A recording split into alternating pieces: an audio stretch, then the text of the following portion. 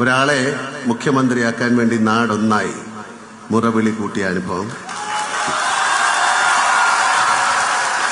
കേരള ചരിത്രത്തിൽ തന്നെ വിരളമായിരിക്കും. പരവൂരിന് മാത്രമല്ല, കേരളത്തിനാകെ ഈ ഒരാളെ വേണം എന്ന് തോന്നാൻ കാരണമെന്താണ് എന്ന് ഞാൻ ആ ദിവസങ്ങളേറെ ആലോചിച്ചിട്ടുണ്ട്. സത്യസന്ധത, സുതാര്യത. ബഹുമാനപ്പെട്ട സതീശൻ സാറിന് ഇവ രണ്ടും പ്രകടമാണ്.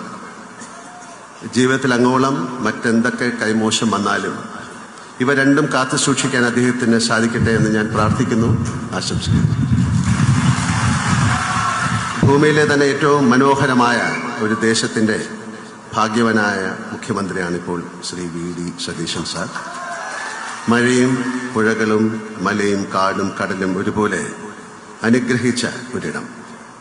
കൃഷിയും വാണിജ്യവും കലയും സംസ്കാരവും പരസ്പരം ലയിച്ച നാട്. തൊഴിലിന്റെ ഭാഗമായി കേരളത്തിൽ അങ്ങോളം ഇങ്ങോളം യാത്ര ചെയ്യുന്ന ഒരാളാണ് ഞാൻ. അപ്പോഴെല്ലാം ഈ നാടിനെയും അതിൻ്റെ അമൂല്യമായ സമ്പത്തിനെയും വേണ്ട രീതിയിൽ ഉപയോഗിക്കാൻ നമുക്ക് സാധിച്ചിട്ടുണ്ടോ എന്ന് ഞാൻ സംശയിച്ചിട്ടുണ്ട്. അതിൻ്റെ സാധ്യതകളെ ഫലപ്രദമായ വിധത്തിൽ വിനിയോഗിക്കാൻ നമുക്ക് സാധിച്ചിട്ടില്ല എന്നാണ് എൻ്റെ അഭിപ്രായം. നമ്മുടെ ചരിത്രം, സംസ്കാരം, കല, പ്രാദേശിക ഭംഗികൾ, കാലാവസ്ഥ, വാണിജ്യ വിഭവങ്ങൾ തുടങ്ങി ലോകത്തിന് പ്രിയപ്പെട്ട എത്ര കാര്യങ്ങൾ. കുരുമുളക് കൊണ്ടുപോയ വൈദേശിക ശക്തികളോട് ഞങ്ങളുടെ തിരുവാതിര ഞാറ്റുവേല നിങ്ങൾക്ക് കൊണ്ടുപോകാൻ സാധിക്കില്ലല്ലോ എന്ന് പറഞ്ഞ് രാജാവിന് ഓർമ്മ വരുന്നു. അത്രമേൽ അനുഗ്രഹീതരാണ് നമ്മൾ. കാഴ്ചപ്പാടുള്ള ഒരു ഭരണാധികാരിക്ക് മുന്നിൽ ഒരേ സമയം വെല്ലുവിളിയും സാധ്യതകളുമാണ് ഇവ.